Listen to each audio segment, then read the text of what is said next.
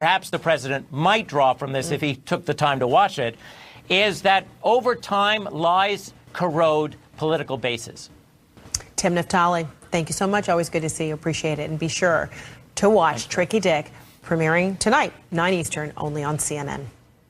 Thanks so much for being with me this Sunday. I'm Frederica Whitfield. The news continues right now with Ana Cabrera.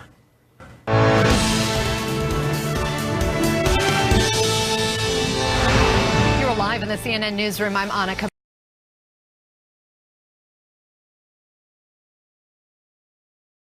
Struggling under the agony of the worst act of gun violence in its history. 50 innocent people.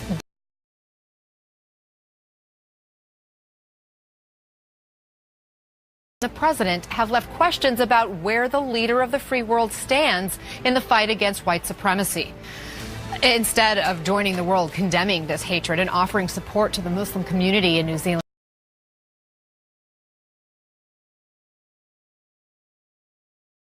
Chief of Staff made the Sunday morning show rounds and was repeatedly asked about why the president doesn't come out strongly and publicly against white supremacists, like the suspected killer in New Zealand.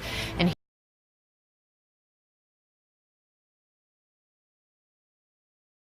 supremacists. I'm not sure how many times we have to say that. That defense still doesn't answer why the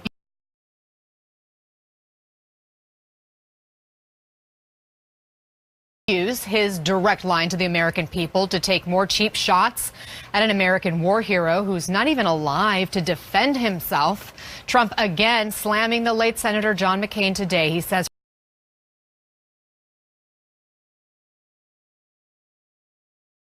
most of the time. Senator Lindsey Graham took issue with that, tweeting this.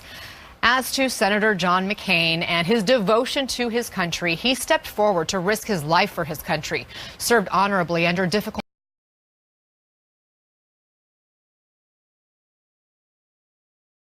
about his service will ever be changed or diminished. Clearly not a position held by the president, who did, to his credit, go to Vietnam, although not until he was in his 70s and with Secret Service protection.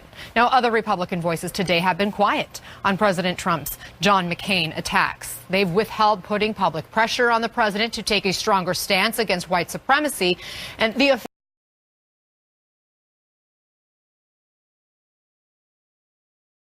a leprechaun hat. Let's get to the White House and CNN's Boris Sanchez. And Boris, it's striking to see what is on the president's mind today. Comedy show reruns that he doesn't like or doesn't think they're funny, lashing out at a genuine American military hero. And he's also had a number of tweets showing he's upset that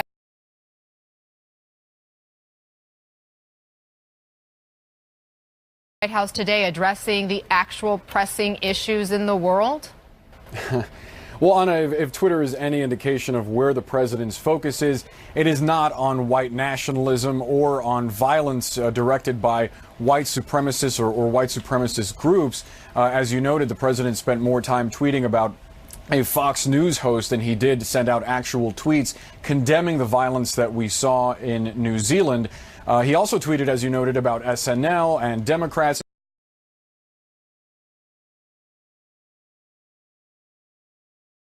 and attacking white supremacists. As you said, the White House pushed back on that criticism of the president, saying that his condemnation of the acts in New Zealand was sufficient. Mick Mulvaney at one point became a bit annoyed having to answer questions about it, saying that it's one that the White House frequently has had to answer and go back to. But at the end of the day, Anna, if you look back at what the president told reporters on Friday, he didn't explicitly condemn Islamophobia, and that's where a lot of the heat is coming from critics. And as you noted, he has spent quite a bit of time attacking John McCain as well. So the question is, when will the president come out and address this? It does not appear that he intends to do so anytime soon, Anna. And timing is everything, Boris. The president is attacking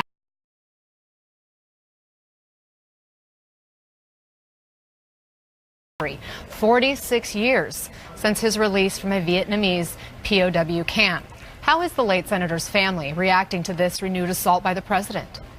Well, Meghan McCain was very quick on Twitter, sending out a stinging rebuke of President Trump. Look at what she wrote. Quote, "No one will ever love you the way they loved my father. I wish I had been given more Saturdays with him. Maybe spend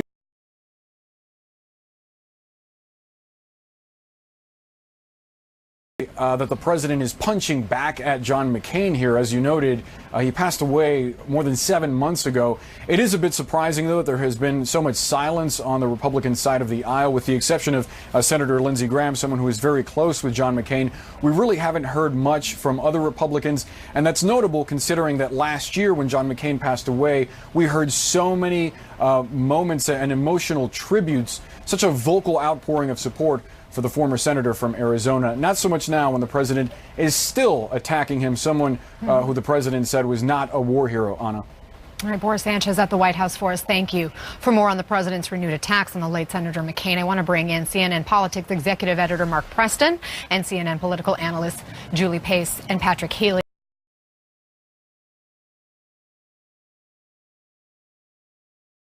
Republican senator who's widely regarded in a very well respected way by both parties. Well, sadly, Anna, I think this is largely about the president's own ego. It's not like he has a ton to gain, certainly with independent voters who were shown in 2000 and 2008 to rally strongly by Senator McCain's side when he was running for president. And there's certainly parts of the Republican base that very much liked the kind of leadership that Senator McCain showed, especially on foreign affairs, on the world stage, on America's strength. It seems like the president is essentially, he's spending a lot of time watching Fox News today. The McCain issue kind of came out after he saw Ken Starr, it sounds like, quoted on Fox News, and and sort of repeated throughout the day. But the notion again of the dossier, of the sort of the early roots of the investigation, even though the president got incorrect what Senator McCain's influence may have been in all of that, he still is looking for people to blame for this and what he sees as his witch hunt. And there's no line, it seems like, he won't cross. He'll even go in and blame the dead, without knowing his facts. Exactly. John McCain can't defend himself. He can't push back. We did see his good friend, Senator Lindsey Graham, push back. He's obviously somebody who's cozied up to the president in the last year. He tweeted praise for McCain's service overseas and in the Senate, which we read earlier, but he did not make a direct mention of Trump. Graham was best friends with McCain, Julie, and yet he can't directly call out the president? What we see here is that Republicans have basically made a choice when it comes to Trump's Twitter attacks. They basically choose to ignore virtually all of them. But what happens as a result of that is that it often looks like they're accepting them. They say that they don't want to be distracted. They would rather talk about other issues. But they are the president's party. And when they don't push back, then it does, again, look like they're accepting them. Lindsey Graham is somebody who was clearly trying to strike some sort of balance today by talking about his best friend, John McCain. But again, it does look like he's more scared of what the president would say in response to him, than he feels strongly about having to defend.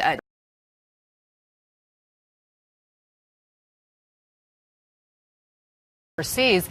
Is the president simply trying to change the conversation, or is there another strategy in play, do you think?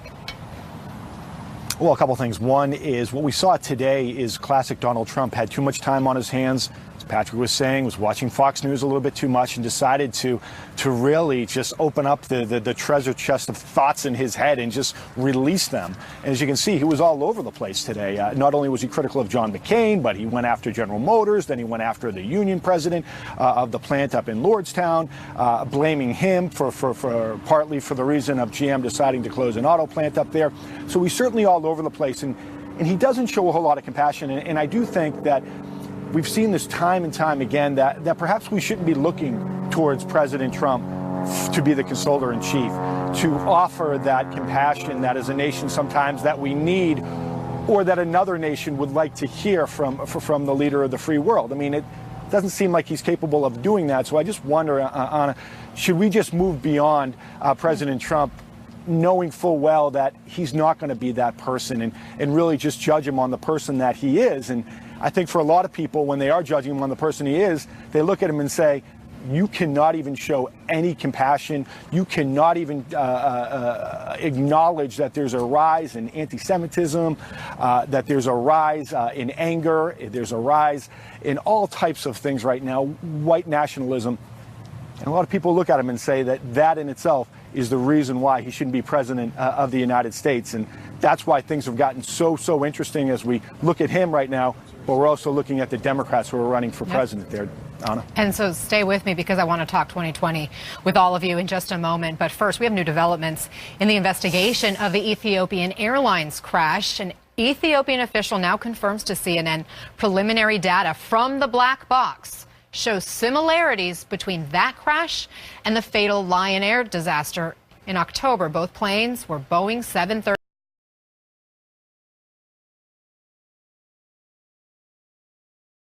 Ethiopian Airlines Flight 302 to go down just minutes after takeoff, 6 minutes, in fact, after it took off, killing all 157 people on board. And CNN's Richard Quest is with us now from Amsterdam.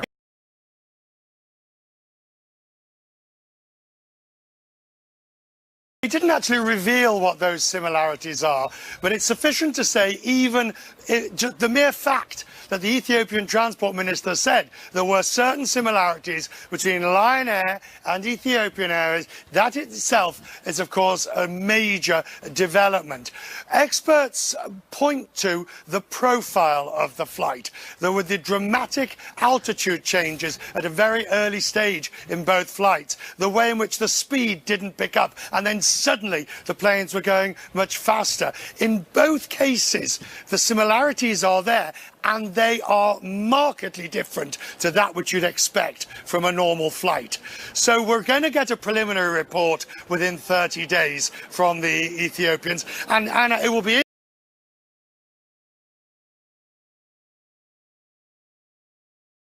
guidelines in that preliminary report. Again, just 30 days potentially from now. Richard Quest, thank you for that update. Did Joe Biden almost reveal his 2020 plans? I have the most progressive record of anybody running for the United States, if anybody who would run.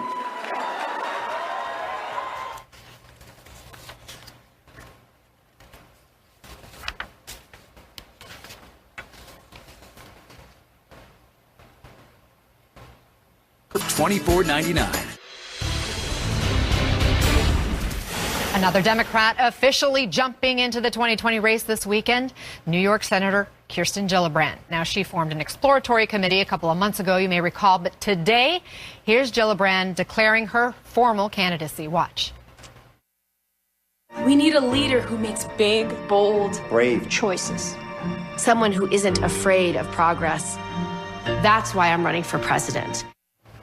Senator Gillibrand's announcement ends with an invitation to join her at the Trump International Hotel on March 24th, next weekend, where she plans to deliver, quote, her vision of restoring America's moral integrity straight to President Trump's doorstep.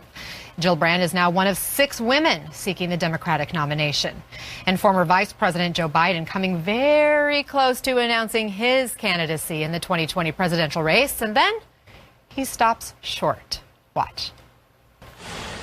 I'm told I get criticized by the new left. I have the most progressive record of anybody running for the United States, if anybody who would run.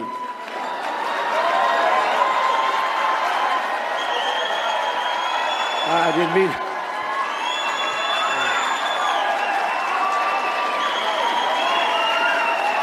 with anybody who would run. As he gets a standing ovation, makes a sign of the cross, I want to bring in CNN political reporter Arlette Saenz. Arlette, usually a flub like that means a potential candidate is going to run. When is he going to make up his mind? Is there a timeline? Well, Anna, he seems to be leaving little hints and clues all along the way as we get closer and closer to that announcement. But those close to him say that any possible announcement would be coming as soon as April. So we're still potentially a few weeks away from knowing whether for sure he is going to run for president in 2020. But last night, in front of that home state crowd, there were a lot of friendly Biden Democrats in the room. He offered a bit of a preview of what his campaign could possibly look like and sound like.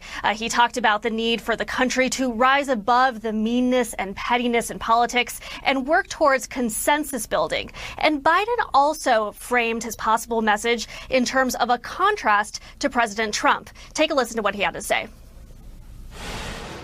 We must be clear. Everybody knows who he is. They got to be clear who we are. Who we are.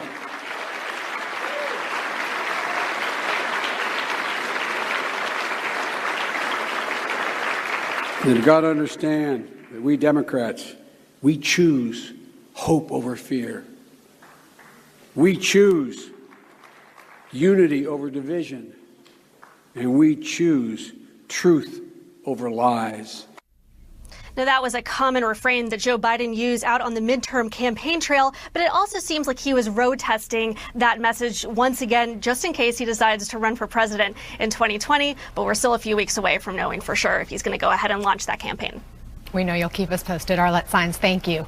So a whole slew of 2020 Democratic presidential contenders are hitting the campaign trail on this St. Patrick's Day. Senators Amy Klobuchar and Cory Booker are in Iowa. Former Congressman Beto O'Rourke is in Wisconsin. Senator Elizabeth Warren is meeting voters in Tennessee.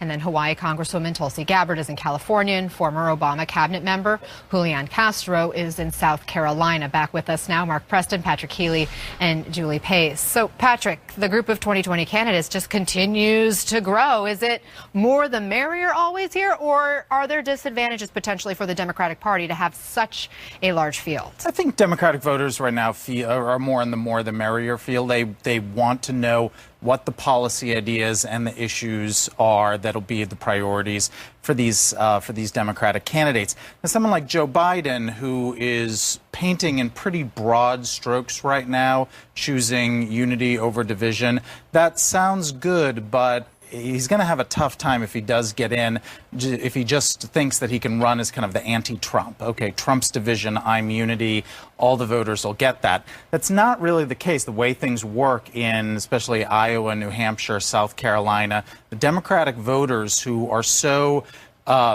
basically committed that they go out to all of these early events, they want to hear specific policy ideas around Medicare for all, around tax rates, around the price of prescription drugs, the Green New Deal, understanding what that is, $15 minimum wage, these planks that have grown in popularity ever since Bernie Sanders introduced them in some of them in 2016.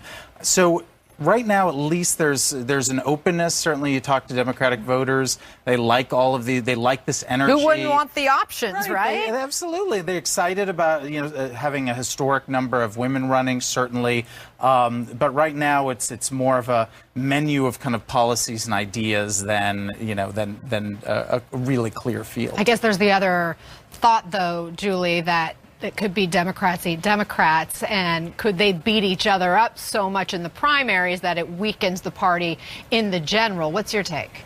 Well, you're already starting to hear some of the candidates, most notably someone like a Cory Booker, who's actually talking about that quite explicitly in his stump speech, where he says, look, no matter what happens during this primary, we have to be united when we go into a general election, and we can't have any lingering tensions like we saw in 2016 when some of Bernie Sanders supporters never quite fully got on board, were never quite as enthusiastic about Hillary Clinton as they were about Sanders in the primary. The other thing, I think Patrick is totally right. A lot of voters I talk to say they are really enthusiastic about this big field. You do, though, sometimes hear people say, the Republicans had a really big field in 2016, a lot of high-quality senators, governors, people with real experience, and look who slipped through. It was Donald Trump who was able to capture the nomination with actually a relatively small percentage of the Republican primary electorate, but in a big field, you can divide it up in a way that you actually don't need the majority of support to get through. Mark, Biden almost announcing. Does this mean, yes, Biden's in? And who could be impacted the most if he gets in? Look, I think he is in. He has been dropping those little breadcrumbs as we spoke about earlier. I mean, the bottom line is that there is a yearning within the Democratic Party right now for Joe Biden to get in. Not from everybody, certainly not from the real energetic left, but really the center and a little bit of the left and center, because they look at someone like Joe Biden and they say he's battle tested, he can go one-on-one with Donald Trump, and he won't necessarily get down into the gutter with Donald Trump. And when he does, he can be effective. I do think Joe Biden's going to get in. Who would he hurt? Potentially hurt the likes of Amy Klobuchar, who's trying to really run more of a centrist campaign than the likes of Elizabeth Warren or Bernie Sanders or Beto O'Rourke, who are certainly trying to really appeal to the left and the liberal part of the Democratic Although Joe Party Biden says he's the most progressive candidate that would be running for president.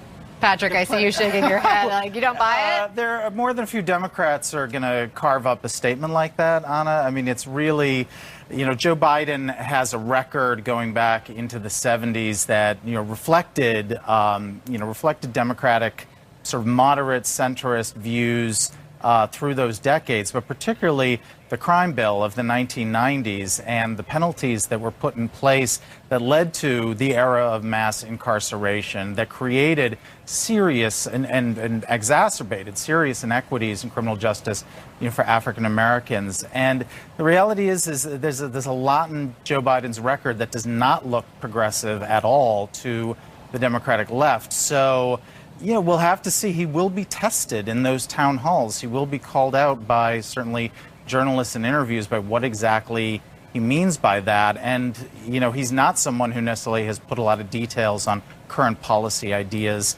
that the progressive wing of the party says is important to them. Mark, real quick, since you're in Jackson, Mississippi, ahead of Monday night's town hall with Senator Elizabeth Warren, I know Warren's on this 3-day swing through the South. Is she trying to court African-American voters? Is that what the strategy is? Yeah, no doubt. Look, symbolically, for her to come down here makes a lot of sense. And strategically, it makes a lot of sense as well, because we're going to see Tennessee, we're going to see Mississippi, where I'm sitting right now, we're going to see Alabama. They're all going to play important roles when it comes to the first Super Tuesday and the second Super Tuesday. Her swing down here right now is clearly sending a message and really sending a message to 3 specific candidates, to Kamala Harris, to Cory Booker, and to Joe Biden, 3 candidates who have strong ties into the African-American community. And she's trying to say, listen, I'm coming down here as well, and I'm vying for their vote. So it will be interesting to see what she has to say when she takes the stage here at Jackson State University tomorrow night. All right, Julie Pace, I owe you a question first next time. Mark Preston, Julie, Patrick Healy, thank you all for being with us this afternoon. Make sure you tune in tomorrow night for that CNN town hall with Senator Elizabeth Warren right here on CNN at 9 p.m. Eastern. Authorities are rushing to identify the victims killed in the New Zealand attack, the challenges facing coroners, and why families may not be able to bury loved ones in accordance with Muslim tradition. You're live in the CNN Newsroom. Don't go anywhere. .com now.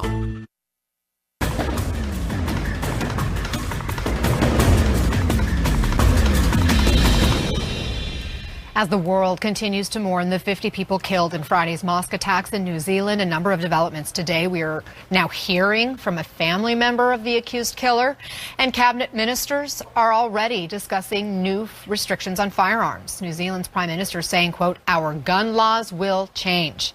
Now, the massacre is also renewing questions about the oversight of social media after the gunman live streamed his terror rampage. Facebook just announced that in the 24 hours after the attack, it deleted 300,000 videos of the shootings after they were uploaded. An additional 1.2 million videos were stopped as they were in the process of being posted. CNN's Martin Savage joins us now from Christchurch, New Zealand. And Martin, what is the latest on the investigation? Well, authorities have one person in custody that we know. He's been given one charge of murder, more charges to come. Authorities are not saying a lot about where the investigation stands right now, but there are 2 things we know for certain. Number one is that they're going to be investigating. They say that he acted alone in carrying out the killings, but did he have any kind of support in the lead up to that? One of the question marks that has come forward is what CNN has found, and that the gunman traveled extensively over the years. Let me just read you some of the locations he went. He went to Egypt, he went to Greece, he went to Turkey, he went to Serbia, Montenegro, Bosnia and Herzegovina. He went on to other places such as Pakistan. All of that takes money. The question is, where is the man who's essentially a personal trainer getting that kind of money, which gets back to the issue of, did he have any kind of support? Also being looked at here is, were there any red flags, any warning signs? Did anybody know? Did authorities in any way get a tip before it happened? That's all being looked at. Then you mentioned the Prime Minister. She's meeting with cabinet members. She's already made it very plain that gun laws will change. However, she doesn't have the power to do that. The cabinet can propose legislation. It'll be up to Parliament. The mood right now in this country is definitely in favor of making some kind of change. Lastly, behind us here, you can see this huge growing memorial site of flowers and people who have come. Sadly, in America, it's a rather familiar sight. In this country, they have never seen anything like it. Anna? Martin, I understand the accused killer's grandmother is speaking out. What's she saying? This is the first time that we have heard from any family member representing the accused man himself. It is the grandmother. She's in Australia. She talks about the shock the family feels. Here's some of what she said. We're all gobsmacked. We don't know what to think. It's, you know, the media's saying he's planned it for a long time, so he's obviously not of sound mind, I don't think. The first funerals are expected to take place today. They will carry on through Wednesday, and I will not leave you without talking about the case of Naeem Rashid and his son, Tahal Rashid. They were in the Al Noor Mosque when the shooting began. Witnesses say that the father, Naeem, ran directly towards the gunman to try to stop the killing. He was killed in the process, and a short time later, his 21-year-old son was also killed. The Pakistani government, where they're from, says that they will honor them with a medal that doesn't fill the huge hole in a family's loss and in a country's mourning. Anna? Martin Savage in Christchurch, New Zealand. Thank you. Two Hollywood actresses now in the harshest of spotlights after being charged in a massive college bribery scheme. How some old interviews and online posts could make matters worse for them. You're live in the CNN Newsroom. Don't go anywhere. Welcome back. The massive college admissions scheme revealed this week by the Justice Department has sent shockwaves through Hollywood and through campuses nationwide. Actresses Lori Loughlin and Felicity Huffman are among at least 50 people accused of buying their kids' admission to elite universities. And as CNN's Randy Kay reports, their past comments online and on TV are now coming back to haunt them. As actress Lori Loughlin was preparing to appear in court after being named in the largest academic fraud case in history, it turns out her daughter, Olivia Jade, was cruising on a yacht. Not just any yacht, but the yacht owned by the chairman of USC's Board of Trustees. Billionaire Rick Caruso has told reporters, once we became aware of the investigation, the young woman decided it would be in her best interest to return home. You know what I don't ever do? I never push my kids to. I always say do the best you can. That was Loughlin back in 2017, playing it cool as a parent. But prosecutors say she and her husband were anything but, paying as much as $500,000 in a cheating scheme to get both their daughters accepted to USC as members of the crew team, even though neither ever rode. Hard to square those accusations with this. I was like, you know what? Give it your all. Do the best you can. Still, Loughlin and her husband, fashion designer Massimo Giannulli, apparently weren't taking any chances. Perhaps it had something to do with their daughter Olivia's attitude about school. In 2016, she tweeted, "College prep is the worst thing ever." In 2017, Loughlin opened up on the Today Show before her oldest daughter left for college. I think I'm in complete denial. Yeah? I really am, because when I think about it too much, it will make me cry. And this was her sounding like a typical college mom, interviewed by People on YouTube with daughter Bella. I've actually finished like 10 TV shows in the last 6 months. Isn't that nice? Glad we're paying for that education. So you forget homework. You can watch TV and not do your homework. Another actress, Desperate Housewives Felicity Huffman, is also charged. She's accused of paying $15,000 to get one of their daughter's SAT scores boosted with help from the same fake charity. I want to model for my daughters having a woman of agency, having a voice in the world. And that means having influence and having power, and to tell you the truth, having money. Her husband, actor William H. Macy, has not been charged, but an affidavit shows he sat in on a meeting with the head of the sham charity where the scam was apparently discussed. This was Huffman talking with Larry King back in 2016, sounding like a concerned mom. The last time I cried, I would say 2 days ago. I was worried about my 16-year-old. I'm sure all you moms can... Something bad? No, just, worried about their future. And in August that year, she tweeted, "What are your best hacks for the back-to-school season?" In another tweet from 2017, she writes how visiting college with her 17-year-old makes her nostalgic. Meanwhile, in January, William H. Macy told Parade magazine about his daughter, She's going to go to college. We're right now in the thick of college application time, which is so stressful. Any parent knows college applications can be stressful. But if these accusations are true, it's worth remembering Felicity Huffman once said she believes good behavior is rewarded. And in a tweet just last year, Lori Loughlin wrote, "There are more important things than money, like doing the right thing, words to live by." Randy Kay, CNN, New York.